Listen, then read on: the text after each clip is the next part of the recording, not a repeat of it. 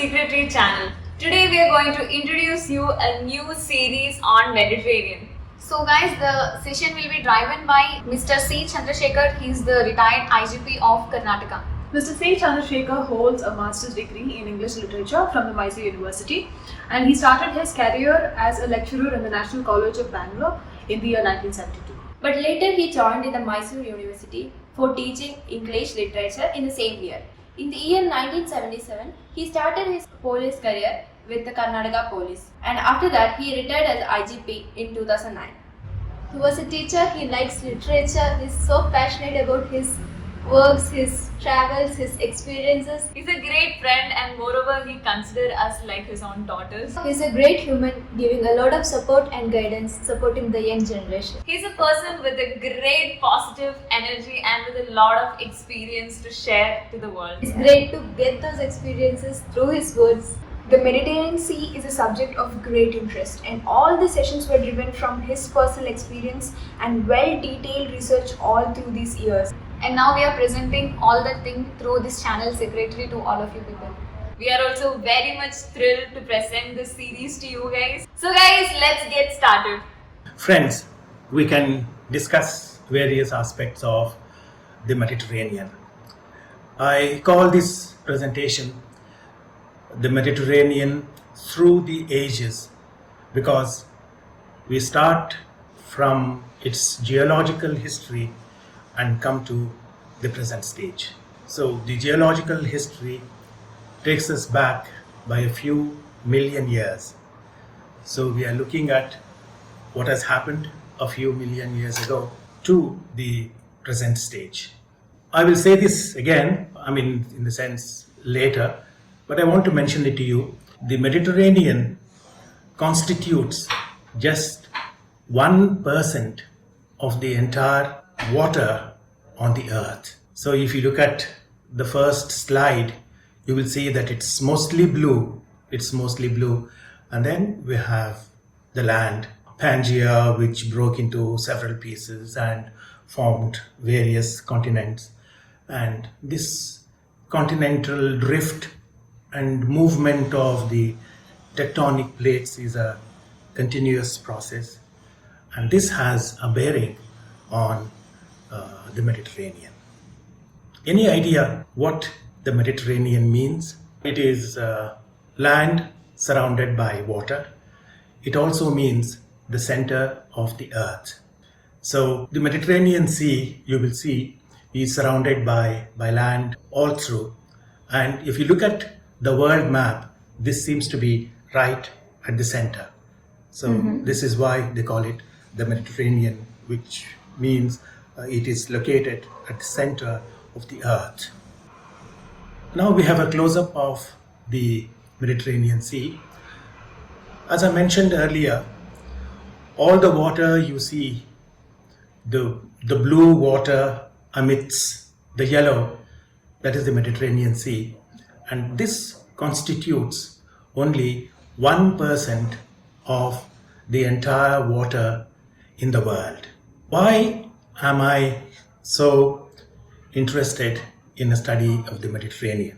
I was a student of English literature, and in study of literature, there are a lot of references to the Mediterranean Sea, both in English literature as well as European literature.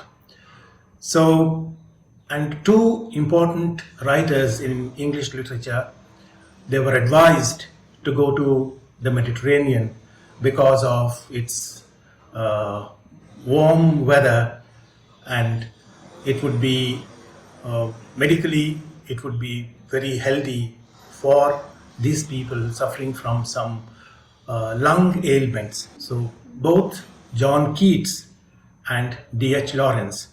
John Keats was a Victorian poet of the 19th century, and D.H. Lawrence was a novelist of the 20th century. He is known for he's somewhat controversial. He is known for many of his books like Lady Chatterley's Lover, which was once banned. And then you have Sons and Lovers, which is said to be autobiographical. and another novel called Women in Love. But anyway, David Herbert Lawrence is considered one of the important novelists of the 20th century. And he also had some lung ailments, and both John Keats and D.H. Lawrence were requested to go on to the Mediterranean, where the warm weather would help them. And thirdly, I come to a personal experience, and that is I went on a Mediterranean cruise in 2009, September into October. It was a very good season, very sunny and very bright.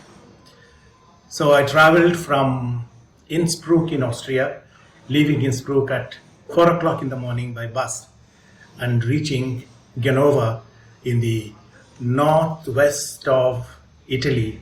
That is where we started the cruise. So went around Genova city and got on to the ship, and then for about 8 days we went to different parts of the Mediterranean.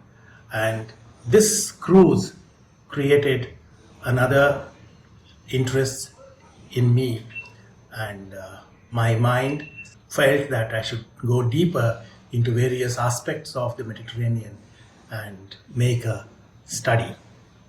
So this presentation will delve on many aspects, starting from the geological journey, which I mentioned to you quite early.